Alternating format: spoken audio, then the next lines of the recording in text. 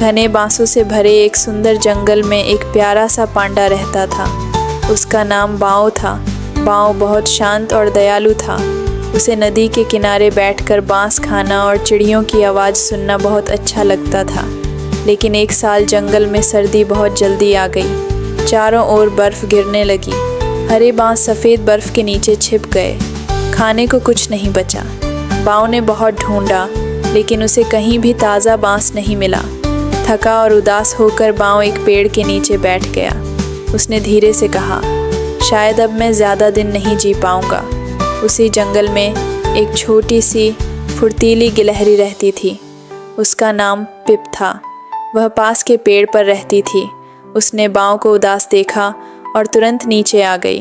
तुम इतने दुखी क्यों हो दोस्त? पिप ने पूछा। बांव ने कहा, जंगल में अब बांस नहीं बचा, मेरे पास ताकत भी नहीं रही।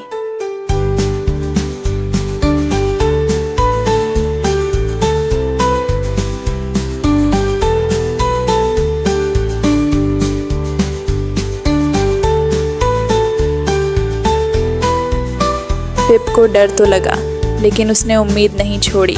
उसने कहा, मेरी दादी कहती थीं, जब सब कुछ मुश्किल लगे तब उम्मीद सबसे ज़्यादा ज़रूरी होती है। इसके बाद पिप हर दिन बांव के पास आने लगी।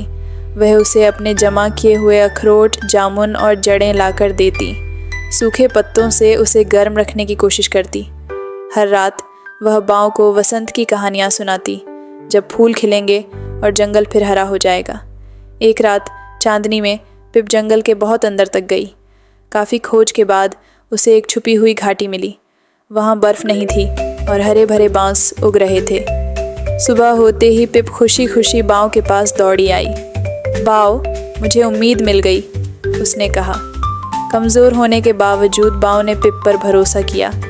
दोनों धीरे धीरे चलते हुए उस घाटी तक पहुँचे। जब भी बांव रुकता, पिप कहती, बस एक कदम और।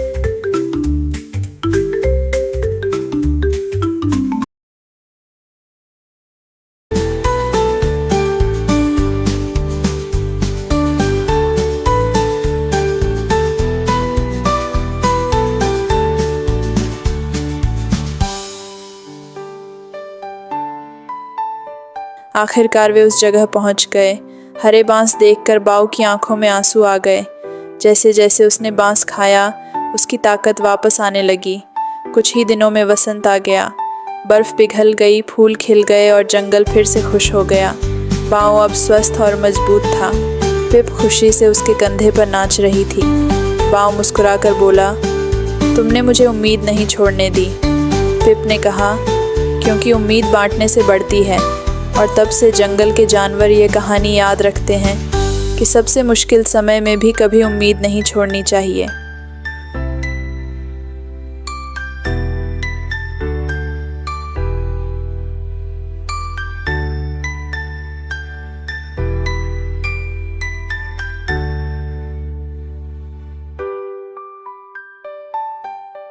सीख, मॉरल, कभी उम्मीद मत छोड़ो। अच्छे दिन फिर ज़रूर आते हैं। अगर आपको यह कहानी अच्छी लगी हो तो कृपया लाइक करें, इसे अपने दोस्तों और परिवार के साथ शेयर करें और ऐसी ही प्यारी कहानियों के लिए हमारे चैनल को सब्सक्राइब करना न भूलें।